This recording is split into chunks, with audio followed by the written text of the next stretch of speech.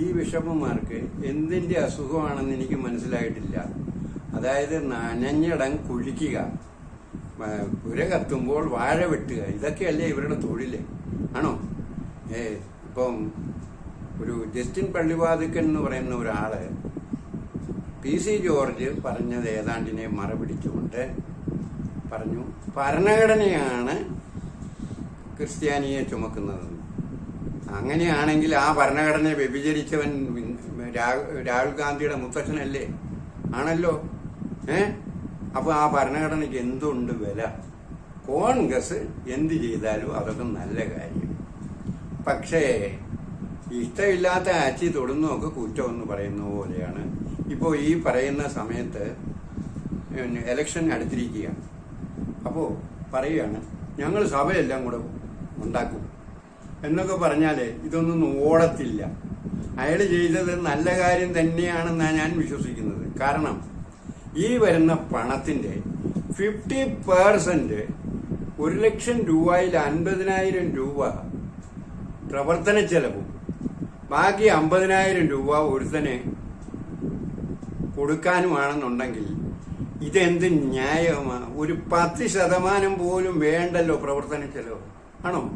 അല്ലേ 15%. ഇതല്ലേ India government പറയുന്നുള്ളൂ. എന്നിട്ട് പറയുകയാണ് അപ്പം ഭരണഘടന ചുമക്കുന്ന ക്രിസ്ത്യാനിയെ ചുമക്കുന്നത് ഭരണഘടനയാണെങ്കിൽ എന്തുകൊണ്ട് ഈ ബിഷപ്പുമാർക്ക് കോടതിയിൽ പോയിക്കൂടാ? അവിടെ ഭരണഘടന ഉണ്ടല്ലോ, ഇല്ലേ? ഇത് ഇവര് പറയുന്നതിനകത്ത് ന്യായകേട് എന്തുവാ? ഈ ലോകത്ത് ഈ ഇന്ത്യ മഹാരാജ്യത്തുള്ള സകലതിനെയും പിടിക്കും അവര്. കാരണം എന്താന്ന് വെച്ചാല് ഡീപ് സ്റ്റേറ്റുകളും മറ്റും ഇവിടെ കളിക്കുന്നുണ്ട്. അത് കളിക്കാനായിട്ടാണല്ലോ പൈസ വരുന്നത്. ആ പൈസയ്ക്ക് റെസ്ട്രിക്ഷനും അതുപോലെ തന്നെ ലോയും ചട്ടവും ഒക്കെ ഉണ്ടായി കഴിയുമ്പോൾ അതൊക്കെ നേരെ സുഗമമായിട്ട് പോകും. ഞാനൊരു ഭാരതീയനാണ്, ക്രിസ്ത്യാനിറ്റിക്ക് ഉപരിയായിട്ട് ഞാനൊരു ഭാരതീയനാണ്. ഞാൻ എൻ്റെ ക്രിസ്തുവിനെ സ്നേഹിക്കുന്നു. പക്ഷേ ഈ പറയുന്ന ചുമന്ന അരപ്പട്ട കെട്ടിയ ആൾക്കാരുണ്ടല്ലോ, അവര് ഒരു വിശ്വാസവും ഇല്ല. ഒരു പാമ്പിനെ എഴുന്നള്ളിച്ച് വെച്ചിരിക്കുക ബസിലിക്കായില്. അവിടെ എന്തൊക്കെയാ നടന്നത് പറ? സാത്താന്റെ പരിപാടികളല്ലേ അവിടെ നടന്നത്, ആണോ?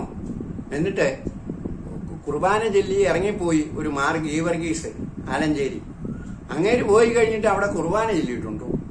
ഇപ്പൊ പാമ്പിന്റെ കുടുംബ കുർബാനയാണ് ഇവിടെ നടക്കുന്നത്, സാത്താൻ കുർബാന. അവന് പറ്റിയ ഒരാള് മേജറായിട്ടിരിക്കുക, 2 വോട്ട് മേടിച്ചിട്ട്. ഇവനൊക്കെയാണോ സഭ ഭരിക്കുന്നത്, ക്രിസ്തുവിന്റെ സഭ ഭരിക്കുന്നത്? നമ്മുടെ കർത്താവ് എന്നതാ പറഞ്ഞത്?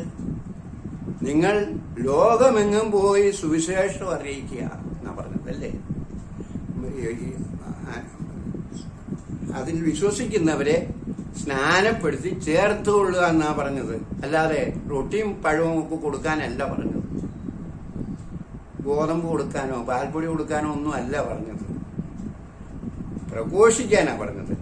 അതിനെ തടഞ്ഞത് ആരാ? റോമാക്കാരാ തടഞ്ഞത് ആദ്യം. സഭയുടെ ചരിത്രം എടുത്ത് വായിക്കുകയാണെന്നുണ്ടെങ്കിൽ റോമാക്കാരും പോർച്ചുഗീസുകാരും ഇവിടെ വന്നു, കച്ചവടത്തിന് വന്നു. അപ്പൊ ആ വാസ്കോഡഗാമ കണ്ടു കുരിശ് കെട്ടി തൂക്കിയ കുറെ മനുഷ്യരെ. അപ്പോൾ അയാളുടെ ആധിപത്യം ഇവിടെ ഉറപ്പിച്ചു. ഇതല്ലേ ശരി? അതുകൊണ്ട് ഇന്നത്തെ സഭയുടെ പോക്കെന്ന് പറയുന്നത് കർത്താവ് തന്നെ പറഞ്ഞിട്ടുണ്ട്, നീ ഭൗതിക കാര്യങ്ങളിൽ പൂർണ്ണ സംതൃപ്തി കണ്ടെത്തുകയില്ല എന്ന് പറഞ്ഞിട്ടുണ്ട്, ഇല്ലേ? അങ്ങനെയെങ്കിൽ ഈ സഭയുടെ ഇന്നത്തെ പോക്ക് ഭൗതിക കാര്യങ്ങളിലാണെന്നാണ് ഞാൻ വിശ്വസിക്കുന്നത്. കാരണം ഭൗതികതയാണ് കളിയാടുന്നത്.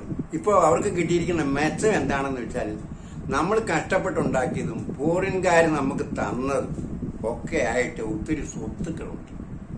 ആ സ്വത്തുക്കൾ കൈ വെച്ചുകൊണ്ട് കളിക്കുകയാണ് ഒരു പാമ്പും ഒരു തട്ടിപ്പും കൂടെ.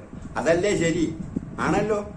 എന്നിട്ട് വിശ്വാസികളെ ഗുണ്ടകളെന്നും അവരെ പോലീസിനെ കൊണ്ട് പിടിപ്പിക്കാനും ഒക്കെ നടക്കുന്ന ഒരു മെത്രാപോലീസ് എന്നേ അവനെ പറയാൻ പറ്റത്തുള്ളൂ. അത്ര വൃത്തികെട്ടവനാണ്. ഇവനെയൊക്കെ അടിച്ച് കണ്ണൂർക്ക് ഓടിക്കണം. ഇല്ലെങ്കിൽ സഭ നശിഞ്ഞു പോകും. സഭയുടെ ഇന്നത്തെ അവസ്ഥ ശവമാണ്.